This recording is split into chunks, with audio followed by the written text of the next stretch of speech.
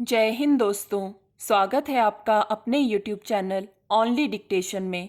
Dictation की PDF आप description से डाउनलोड कर सकते हैं। तो चलिए शुरू करते हैं। 90 शब्द प्रति मिनट डिक्टेशन शुरू होगी 3 सेकंड बाद। पिछले कुछ समय से जम्मू कश्मीर में सुरक्षा बलों की बढ़ती सख्ती के बीच आतंकियों पर शिकंजा कसा है। इसकी वजह से आतंकवादियों के बीच हताशा की स्थिति साफ देखी जा सकती है। शायद यही वजह है कि अब आतंकियों ने पहचान तय करके किसी साधारण व्यक्ति को मार डालने की नई रणनीति पर काम करना शुरू कर दिया है, ताकि सबका ध्यान अपनी ओर आकर्षित किया जा सके। मगर उनकी ऐसी बर्बरता और अपनी मंशा को पूरा करने के लिए मानवीयता के खिलाफ हर हद को पार करने की हरकतों से उनकी हकीकत का पता चलता है। वरना क्या कारण है कि वहाँ अन्य राज्य से आकर कोई छोटा मोटा काम करके गुजारा करने वाले गरीब लोगों या मजदूरों को भी मार डालने में उन्हें कोई हिचक नहीं होती। हालांकि आतंकवाद की जिस दृष्टि के साथ वे काम करते हैं, उसमें उनकी इस तरह की अमानवीय हरकतों पर हैरानी नहीं होती। गौरतलब है कि जम्मू कश्मीर के अनंतनाग जिले में आतंकवादियों ने एक बार फिर लक्षित हत्या की घटना को अंजाम दिया। बुधवार को बिजबेहरा इलाके के जबलीपोरा में आतंकियों ने एक मजदूर को नज़दीक से गोली मार दी। मारा गया व्यक्ति बिहार से वहां जाकर मजदूरी और अन्य काम करता था। केवल इस वर्ष निशाना बनाकर किसी व्यक्ति को मार डालने की यह तीसरी घटना है। पिछले कुछ समय से सुरक्षा बलों की बढ़ती सख्ती के बीच हताश आतंकियों ने अब राज्य के बाहर से आकर गुजारा करने वाले लोगों की हत्या करना शुरू कर दिया है। इससे पता चलता है कि उनका मकसद राजनीतिक नहीं है, बल्कि हिंसा और निर्दोष या मासूम लोगों की हत्या के जरिए आतंक फैलाना ही उनकी राजनीति है। दरअसल यह वारदात जिस अनंतनाग लोकसभा क्षेत्र में हुई, वहां 7 मई को तीसरे चरण के तहत मतदान होना है और उम्मीद की जा रही है कि वहां लोग अपने मताधिकार का खुलकर प्रयोग करेंगे। जाहिर है, बिहार से जम्मू कश्मीर जाकर मजदूरी करने वाले व्यक्ति की हत्या दरअसल स्थानीय लोगों के बीच भी दहशत फैलाने की कोशिश है, ताकि लोगों को लोकतांत्रिक प्रक्रिया में हिस्सा लेने से रोका जा सके।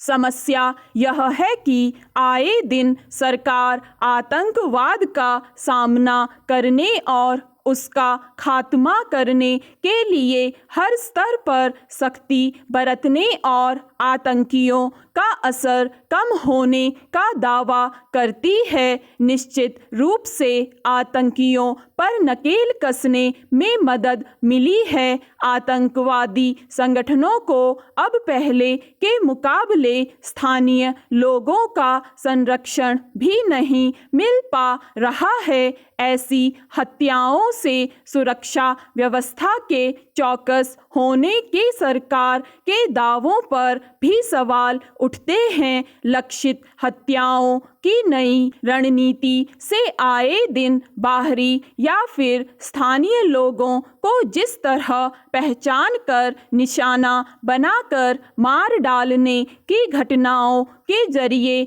लोगों के बीच आतंक फैलाने की कोशिशों में जिस तरह बढ़ोतरी हुई है, उससे साफ है कि अभी आतंकियों का असर खत्म नहीं हुआ है। किसी की पहचान तय करके उसे मार डालने का एक मकसद यह भी होता है कि अलग अलग समुदायों के बीच आपस में दूरी और संदेह का माहौल पैदा किया जाए ताकि असुरक्षा बोध से घिरे लोगों का इस्तेमाल मन मुताबिक किया जा सके। जाहिर है सुरक्षा बलों को अब हालात के मुताबिक नई रणनीति के तहत आतंकियों के खिलाफ मोर्चा लेना होगा। स्टॉप। 100 शब्द प्रति मिनट डिक्टेशन शुरू होगी 3 सेकंड बाद।